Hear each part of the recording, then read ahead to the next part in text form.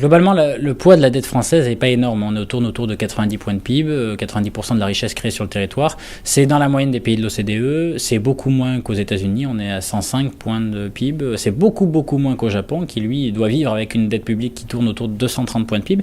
Donc concrètement, c'est plutôt l'Europe qui a choisi de traîner comme un boulet cette dette publique et se force à s'instaurer un régime de rigueur drastique qui l'entraîne dans un cercle vicieux de destruction de richesse.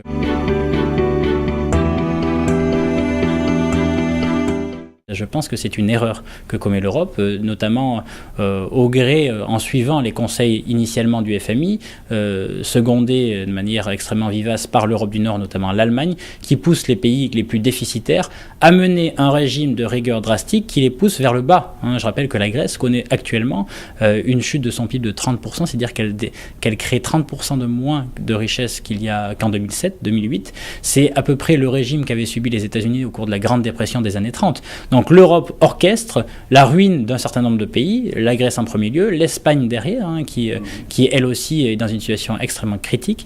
Donc la réalité, c'est que la dette publique, bien sûr, on doit arrêter, entre guillemets, d'augmenter la dette publique, on doit maîtriser les dépenses publiques au regard des recettes potentielles, ça c'est évident, il faut faire de la vertu budgétaire, mais la rigueur budgétaire stricto sensu, qui voudrait qu'on limite les déficits budgétaires à seulement 3% de PIB parce qu'il faut le faire, c'est une loi de l'esprit finalement, c'est une invention humaine, ce 3% de PIB de déficit public qui ne veut pas dire grand-chose. Concrètement, c'est une erreur pour l'Europe.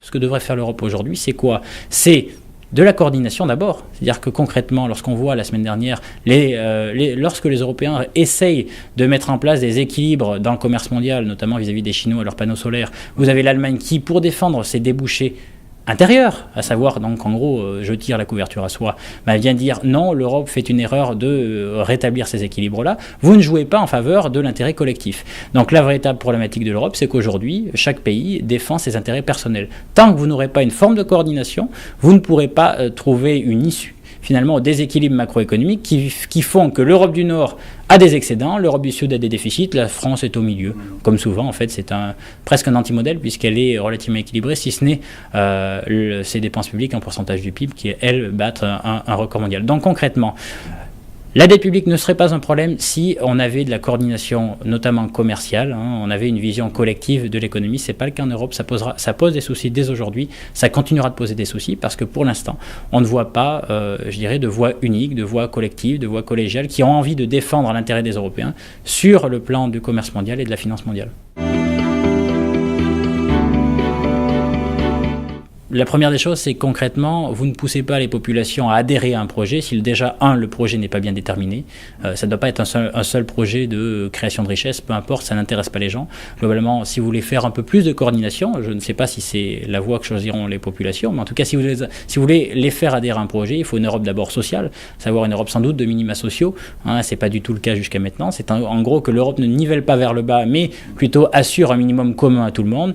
Une Europe un peu plus homogène fiscalement, parce que concrètement, quel message aujourd'hui vous donnez à la population quand vous autorisez les Irlandais que vous avez sauvés de la banqueroute de maintenir des taux d'imposition des sociétés à 15%? Ça n'a strictement aucun sens.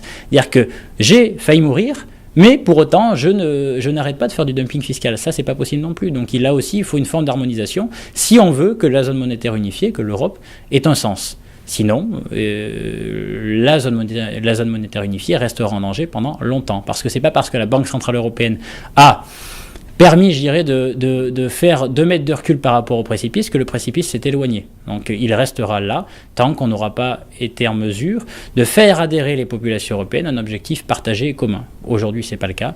Et voilà, donc la réalité, c'est que c'est d'abord une Europe politique qu'il faudra déterminer si elle doit exister.